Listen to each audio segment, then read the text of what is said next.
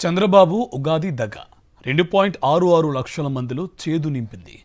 ఎన్నికలకు ముందు super six సహా ఎన్నో హామీలిచ్చి వాలంటీర్ల వ్యవస్థను కొనసాగిస్తామని, వేతనం పెంచుతామని మాయమాటలు చెప్పి ఆ తర్వాత దాటవేత ధోరణి అవలంబిస్తున్నారు.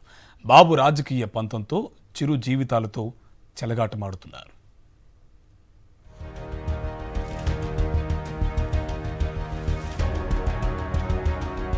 ఎన్నికలకు ముందు ప్రజలకు సూపర్ సిక్స్ సహా ఎన్నో హామీలిచ్చి ఓట్లు వేయించుకుని గద్దెనెక్కిన చంద్రబాబు కూటమి పార్టీల నేతలు ఆపై మాట మార్చేశారు. సూపర్ సిక్స్ అమలు చేస్తానని మోసపూరిత హామీలతో అధికారం చేపట్టాక ప్రతి వర్గాన్ని మోసం చేసిన చంద్రబాబు వాలంటీర్లను సైతం మోసం చేశారు. ఏపీలో ప్రభుత్వ పథకాలు కార్యక్రమాల్లో ఎలాంటి అవినీతి, అక్రమాలు, పైరవీలు, పక్షపాతం లేకుండా క్షేత్రస్థాయిలో సేవలందించిన వాలంటీర్ల వ్యవస్థను ఒక్కసారిగా కుప్పకూల్చారు. కులం, మతం, వర్గం, ప్రాంతం, రాజకీయం, చివరకు తనకు ఓటు వేయని వారికైనా సరే అర్హత ఉంటే చాలు ప్రభుత్వ పథకాలు వర్తింపు చేయాలన్న నాటి సీఎం వైఎస్ జగన్ ఆదేశాల మేరకు వాలంటీర్లు విధులు నిర్వర్తించారు.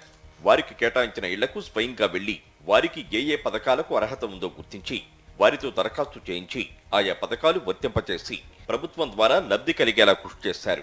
ఇంతగా సేవలందించిన వైఎస్ జగన్ ప్రభుత్వం తీసుకొచ్చిన గ్రామ సచివాలయాలు, వాలంటీర్ల వ్యవస్థను ప్రస్తుత కూటమి సర్కారు పూర్తిగా పక్కన పెట్టింది. 2024 జూన్ 4న ఎన్నికల ఫలితాలు వెలువడిన అనంతరం నుంచి వాలంటీర్లకు చిక్కులు మొదలయ్యాయి. కూటమి ప్రభుత్వం అధికారంలోకి రాగానే వాలంటీర్లకు విధులు అప్పచెప్పడం మానేసింది. ఇప్పుడు మళ్లీ ఉగాది వచ్చింది. గత ఏడాది జూన్లో రాష్ట్రంలో కొత్త కూటమి ప్రభుత్వం అధికారంలోకి రావడంతో ముఖ్యమంత్రిగా చంద్రబాబే కొనసాగుతున్నారు. ఏడాది కాలంలోనే రాష్ట్రంలో వాలంటీర్లందరి ఉద్యోగాలు పోయాయి. 2024 జూన్ 1వ తేదీన సైతం వాలంటీర్లు గౌరవ వేతనాలు పొందారు. అయితే రాష్ట్రంలో వాలంటీర్ల వ్యవస్థ ఉనికిలో లేదంటూ చంద్రబాబు ప్రభుత్వమే వాలంటీర్లందరినీ ఉద్యోగాల నుంచి తొలగించింది. మొన్నటి అసెంబ్లీ ఎన్నికలకు ముందు గత ఏడాది ఉగాది పండుగ రోజున చంద్రబాబు ఇచ్చిన హామీ ప్రకారం వారి వేతనాలు పెరగకపోగా ఏకంగా వారి ఉద్యోగాలే లేకుండా పోయాయి. 10 నెలలుగా వారి వేతన చెల్లింపులు కూడా నిలిచిపోయాయి. అసలు రాష్ట్రంలో వాలంటీర్ల వ్యవస్థ ప్రస్తుతం ఉనికిలో లేదని సాక్షాత్తు ఆ శాఖ మంత్రి బాల వీరాంజనేయ స్వామి ప్రకటించారు. ఆ వ్యవస్థ లేనప్పుడు వారిని ఎలా కొనసాగిస్తాం? వాలంటీర్ల వ్యవస్థ లేనప్పుడు జీతాల పెంపు అంశం ఎక్కడ ఉంటుంది అంటూ ఎదురు ప్రశ్నించడంతో వాలంటీర్లకు దిక్కుతోచని పరిస్థితి తలెత్తింది. మరోవైపు డిప్యూటీ సీఎం పవన్ ఇదే విషయాన్ని వల్లివేశారు. అసలు వాలంటీర్లు అఫీషియల్ గా లేరు.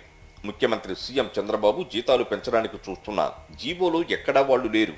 ఏదన్నా చేద్దాం, ముందుకు వెడదామంటే వాళ్లు ఉద్యోగంలో ఉంటే చేయవచ్చు అంటూ వ్యాఖ్యానించడంతో అందరూ విస్తుపోయారు. దీంతో తామంతా దారుణంగా మోసపోయామని వాలంటీర్లు ఆగ్రహం వ్యక్తం చేస్తూ రోడ్డెక్కారు.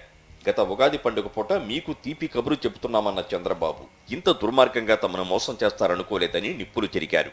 తమకిచ్చిన హామీని అమలు చేయాలని రాష్ట్ర వ్యాప్తంగా 10 నెలలుగా ఎక్కడికెక్కడ ధర్నాలకు దిగారు. 2.66 లక్షల మంది వాలంటీర్లు వివిధ రూపాల్లో ఆందోళనలు చేయడంతో పాటు వినతులు ఇస్తున్న చంద్రబాబు ప్రభుత్వం వారి గురించి కనీస ఆలోచన చేయడం లేదు.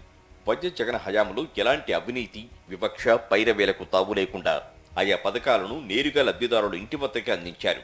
ప్రజలకు ప్రభుత్వ ఆఫీసుల్లో ఏ పని ఉన్నా వాలంటీర్లే గ్రామ సచివాలయాల ద్వారా చేయించారు. కరోనా వంటి అత్యంత విపత్కర పరిస్థితుల్లో రాష్ట్రంలో ప్రతి నెల 2 విడతల చొప్పున కేవలం 3 రోజుల సమయంలో అన్ని కుటుంబాల్లో ఫీవర్ సర్వే పూర్తి చేశారు. తద్వారా ఎప్పటికప్పుడు రోగుల గుర్తింపులో కీలక పాత్ర పోషించారు. వరదల సమయంలో బాధిత ప్రజలకు గతంలో ఎప్పుడూ లేనంతగా వేగంగా సహాయక చర్యలు అందించడంలో ముందు వరుసలో నిలిచారు. గత ప్రభుత్వంలో ఈ వ్యవస్థ ఏర్పాటైనప్పటి నుంచి ఎన్నికల వరకు చంద్రబాబు సహా కూటమి నేతలంతా తీవ్ర విమర్శలు చేశారు. తీరా పోలింగ్ తేదీ దగ్గర పడేసరికి మోసపూరిత హామీలిచ్చి అధికారంలోకి వచ్చారు.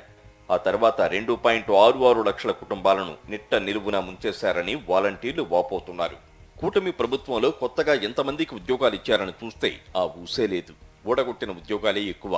2.66 లక్షల మంది వాలంటీర్ల ఉద్యోగాలు పోయాయి. బేవరేజెస్ కార్పొరేషన్లో 18,000 మందిని తొలగించారు. ఫైబర్ నెట్, ఏపీఎండిసి, ఉపాధి హామీ ఫీల్డ్ అసిస్టెంట్, వైద్య ఆరోగ్య శాఖ ఇలా ఆయా ప్రభుత్వ విభాగాల్లో వేల సంఖ్యలో ఉద్యోగాలు తీసేశారు. ఇవన్నీ ఒక ఎత్తైతే గ్రామ వార్డు సచివాలయాల్లో పనిచేస్తున్న ఉద్యోగులను ప్రభుత్వ శాఖల్లో ఉన్న ఖాళీల్లో సర్దుబాటు చేసే కార్యక్రమం మొదలుపెట్టారు. ఆ విధంగా ఆయా విభాగాల్లో ఉన్న ఖాళీలను పూర్తిగా కుదించేస్తున్నారు.